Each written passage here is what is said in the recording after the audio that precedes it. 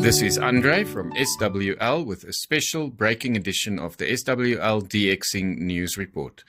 Various media outlets reported late yesterday that a federal judge has ruled against the Trump administration's sweeping cuts to US-funded international media. The judge ordered a full restoration of staff, funding, and operations at Voice of America, Radio Free Asia, and the Middle East broadcasting networks.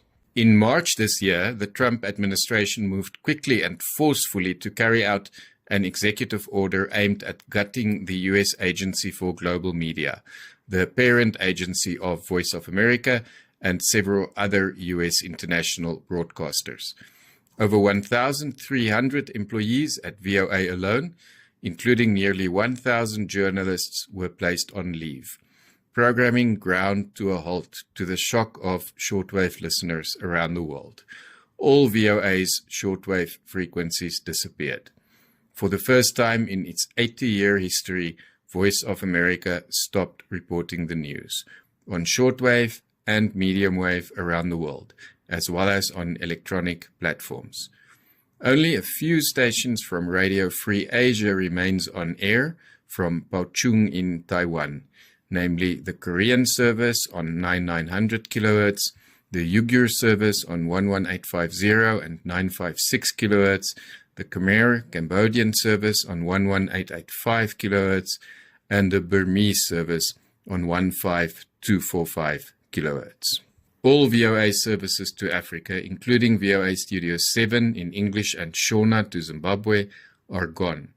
This includes frequencies like 909 kHz on medium wave and 4930 kHz on shortwave. Other VOA services in languages like French, Oromo, Hausa, Amharic, and other languages to Africa are all gone. However, in some hope for listeners around the world, Judge Royce Lambert, who is based in Washington, D.C., said yesterday that the Trump administration's actions were arbitrary and likely illegal. He ruled that the moves violated the International Broadcasting Act of the U.S. and ignored the role of Congress in appropriating funds, and thus infringed on constitutional protections. Judge Lambert ordered that all employees and contractors be reinstated to their former roles and that full funding be restored to Voice of America, Radio Free Asia, and the Middle East broadcasting networks. Radio Free Europe, Radio Liberty, is not immediately affected by this ruling. That's because its funding agreements for this financial year have not yet been finalized, unlike the other broadcasters. VOA staff, in reaction to the ruling, said they believe the administration will fight back, continuing efforts to dismantle these organizations, which Trump has repeatedly criticized as biased and anti-Trump.